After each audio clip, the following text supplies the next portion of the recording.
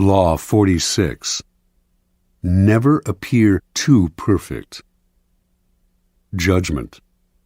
Appearing better than others is always dangerous, but most dangerous of all is to appear to have no faults or weaknesses.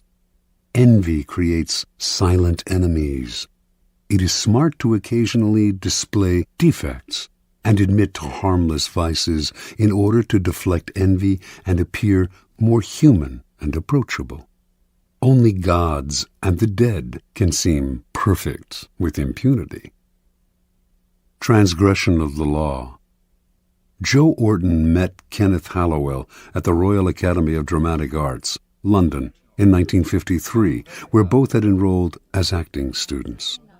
They soon became lovers and moved in together. Halliwell, 25 at the time, was 7 years older than Orton and seemed the more confident of the two, but neither had much talent as actors, and after graduating, having settled down together in a dank London apartment, they decided to give up acting and collaborate as writers instead. Halliwell's inheritance was enough to keep them from having to find work for a few years, and in the beginning, he was also the driving force behind the stories and novels they wrote. He would dictate to Orton, who would type the manuscripts, occasionally interjecting his own lines and ideas. Their first efforts attracted some interest from literary agents, but it sputtered. The promise they had shown was leading nowhere. Eventually, the inheritance money ran out, and the pair had to look for work.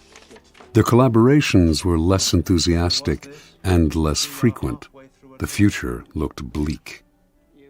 In 1957, Orton began to write on his own, but it wasn't until 5 years later, when the lovers were jailed for 6 months for defacing dozens of library books, that he began to find his voice, perhaps not by chance. This was the first time he and Halliwell had been separated in 9 years.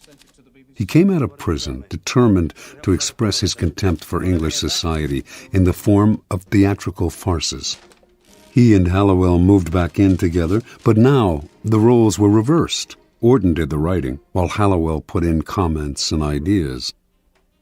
In 1964, Joe Orton completed his first full-length play, Entertaining Mr. Sloane.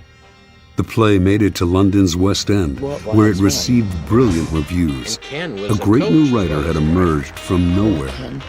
Now success followed success at a dizzying pace. In 1966, Orton had a hit with his play, Loot, and his popularity soared. Soon commissions came in from all sides, including from the Beatles, who paid Orton handsomely to write them a film script. Everything was pointing upwards, everything except Orton's relationship with Kenneth Halliwell.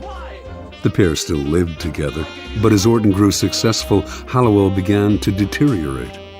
Watching his lover become the center of attention, he suffered the humiliation of becoming a kind of personal assistant to the playwright, his role in what had once been a collaboration growing smaller and smaller. In the 1950s, he had supported Orton with his inheritance. Now Orton supported him. At a party or among friends, people would naturally gravitate towards Orton. He was charming, and his mood was almost always buoyant. Unlike the handsome Orton, Halliwell was bald and awkward. His defensiveness made people want to avoid him. With Orton's success, the couple's problems only worsened. Halliwell's moods made their life together impossible. Orton claimed to want to leave him and had numerous affairs, but would always end up returning to his old friend and lover. He tried to help Halliwell launch a career as an artist, even arranging for a gallery to show his work, but the show was a flop, and this only heightened Halliwell's sense of inferiority. In May of 1967, the pair went on a brief holiday together in Tangiers, Morocco. During the trip, Orton wrote in his diary, "We sat talking of how happy we felt, and how it couldn't surely last. We'd have to pay for it, or we'd be struck down from afar by disaster because we were, perhaps, too happy. To be young, good-looking, healthy, famous, comparatively rich and happy is surely going against nature." Halliwell outwardly seemed as happy as Orton.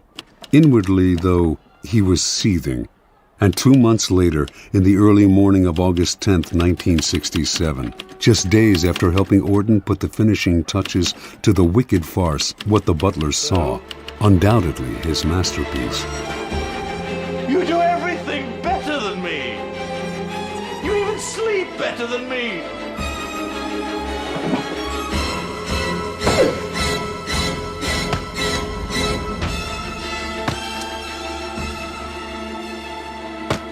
Kenneth Halliwell bludgeoned Joe Orton to death with repeated blows of a hammer to the head.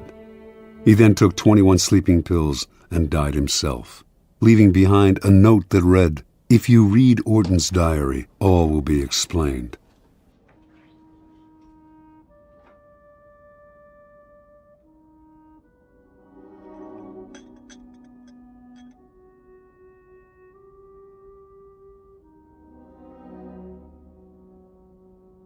I loved him.